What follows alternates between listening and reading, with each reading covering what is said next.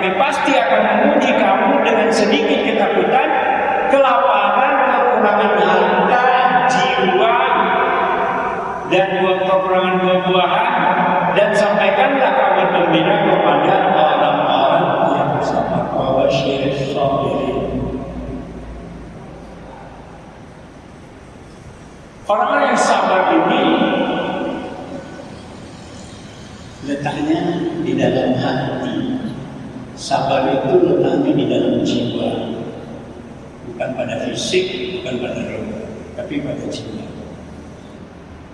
Binatang tidak perlu sabar. Hewan ada yang perlu sabar. Dia perlu nalurinya. Jadi kalau dia menunggu mangsanya itu bukan sabar, tapi nalurinya. Kemudian yang tidak perlu sabar lagi malaikat. Malaikat tidak ada sabarnya. La ya'sunallaha ma amarahum wa yaf'aluna ma yu'marun. Dia tidak akan melakukan apapun kalau tidak diberitahu Allah. Jadi yang dilakukan malaikat itu cuma yang diberitahu Allah. Jadi tidak ada sabarnya. Dia tidak punya nafsu. Kalau binatang punya nafsu tapi punya syahwat tapi tidak punya sabar.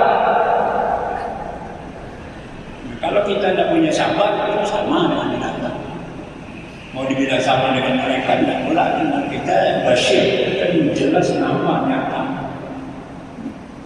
Maka tingkatan sabar dapat beberapa tingkatan sabar, mulai dari yang paling dasar hingga yang lebih tinggi. Yang pertama, sabar dalam menghadapi kesulitan sehari-hari atau gangguan kecil. Yang kedua, sabar dalam menghadapi ujian atau cobaan yang lebih besar dalam hidup, seperti kehilangan pekerjaan, kehilangan seorang yang dicintai, atau kesulitan finansial, kesulitan ekonomi, yang sekarang harga beras melambung tinggi, harga kopi bukan cuma naik. Tapi agama Islam sabar kok, nggak banyak gejolak. Yang ketiga, sabar dalam menjalani proses dan perjalanan menuju tujuan jangka panjang seperti mengejar karir, pendidikan, S1, S2, S3, atau membangun hubungan yang sehat. Membangun hubungan, membangun relasi dengan orang lain, hubungan yang sehat itu sabar. Yang keempat, sabar dalam memaafkan dan menghadapi konflik interpersonal. Yang kelima, sabar dalam menghadapi ujian iman dan melekat pada keyakinan agama atau spiritualitas. Setiap tingkatan sabar itu membutuhkan latihan dan kesadaran diri untuk dapat mengembangkan sabar yang lebih dalam dan kuat.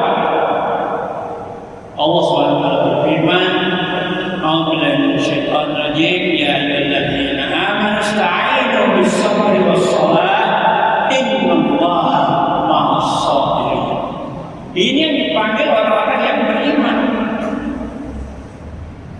Wahai orang-orang beriman, ista'inu bis-sabri was-shalah. Jadikanlah penolongmu sabar dan salat. Bagaimana sabar menjadi penolong? Oke, karena dengan sabar mungkin. Tapi dengan salat bagaimana bisa menolong sabar tadi? Kok disatukan oleh Allah? Didekatkan itu di antara sabar dan salat. Wahai orang beriman, mohonlah pertolongan kepada Allah dengan sabar dan salat.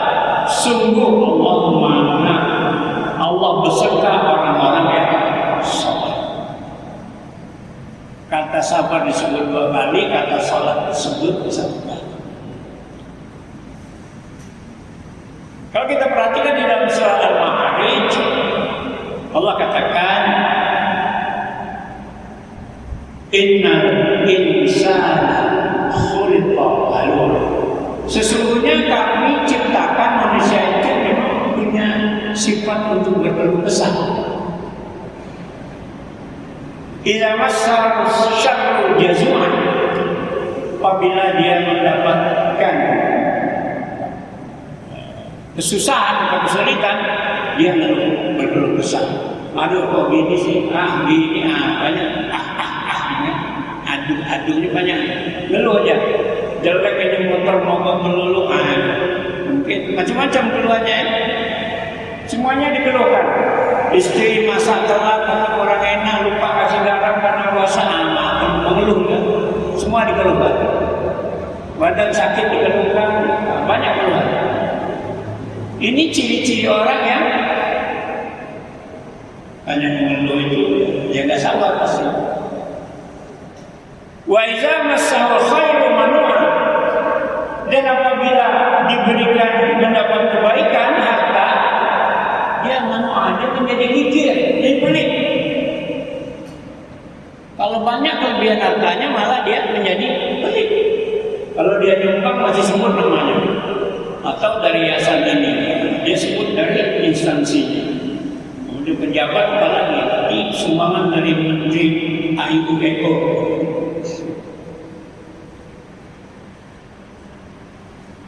Illal musallin, 3 hal di atas itu tidak berlaku bagi orang yang salat. Orang yang salat tidak akan banyak mengeluh, tidak akan pelit. Itulah orang salat. Illal musallin alladzina hum an salatihim daimun, orang-orang yang hum mereka an salatihim pada salat mereka daimun, ditegakkan dengan teratur.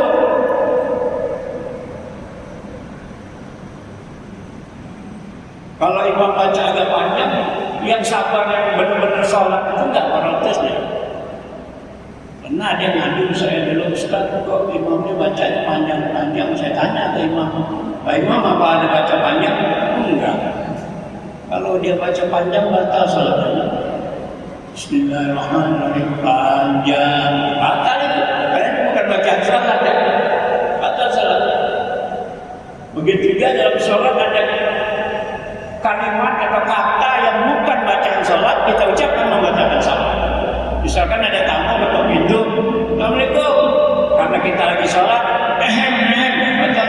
Karena itu jadi kalimat, jadi kata yang pas kita kasih tahu orang, tapi itu membatalkan sholat. Yang benar gimana? Yang benar keraskan bacaan ketika kita itu bacaan yang kita baca itu keraskan yang itu, supaya dia tahu kalau ada orang dalam rumah. Ada itu maksudnya. Kalau terpaksa juga mungkin di luar itu udah tak tahu. Kalau bukan cepat pintunya udah kemana? Paman, buka aja pintunya lagi, tapi jangan bicara. Balik sholat lagi. Itu darurat. Kalau enggak ya bisa terpacar depan pintu, masalah besar itu. Nah, orang yang sabar dan sholat ini dekat sekali hubungannya. Maka sholat itu membina kesabaran. Orang-orang yang sholat bersungguh-sungguh kepada Allah, insya Allah orang yang sabar ini, inilah mereka yang akan mendapatkan nanti surganya Allah.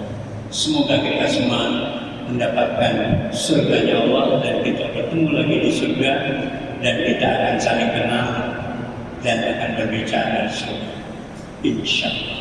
Demikian yang dapat saya sampaikan, lebih dari kurang mohon maaf. Nasrullah wa fathul qarib. Assalamualaikum.